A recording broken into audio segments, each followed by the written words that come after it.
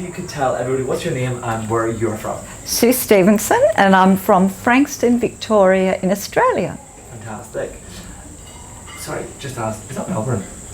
Yeah, it's an hour out of Melbourne. Yeah, hold on. I'm so sorry. What? Okay, no, we'll pick this conversation up. Sorry, I got distracted. I'm sorry. Deep breath in. We'll save that for later. And out. Okay, if you could tell everybody what's your name and where you're from. I'm Sue Stevenson, and I live in Frankston, Victoria, Australia. Brilliant. So what would you say was the biggest struggle or challenge you were facing in your life prior to coming to the WCA? That's a good question. I've got a business, and I'm helping families with anxious kids. So I'm extremely passionate about this personal development stuff, and I have been for quite some time. And I came across Tim, and I realised that he's in the personal development space and is really succeeding. But I was surrounded by a lot of people who weren't succeeding in this space.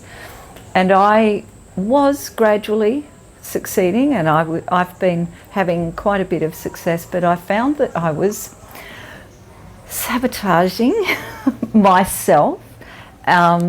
I became aware that my business was going up and down, and I realised that this was a pattern that I was running in myself.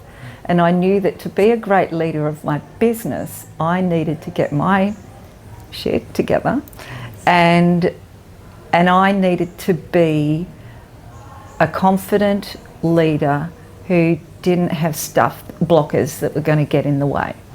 And I've got a small team of people, and I really want to make this work because I'm extremely passionate about this topic, because I lived with anxiety for 4 decades, and I don't want that for other people, and I want to break the curse, the generational curse. This is what I'm super passionate about.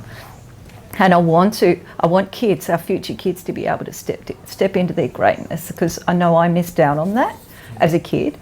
But I've come so far now, and to be doing what I'm doing, even speaking in front of a camera, is a really big deal for me. Yes, it's so good. Brilliant. So that was it. I had that blocker, and I thought, no, I need to be a consistently successful human being before I can have consistent results in my business.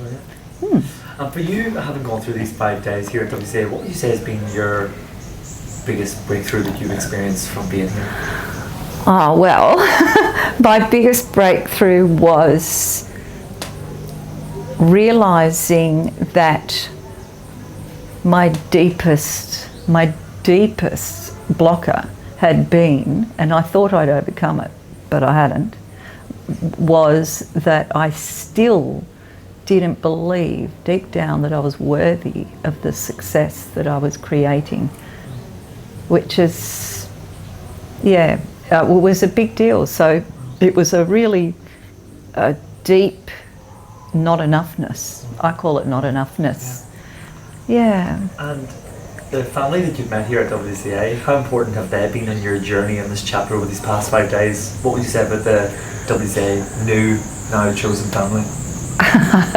What came up for me straight away is that there's just so much love. It's like a love fest, really. And I'm quite introverted.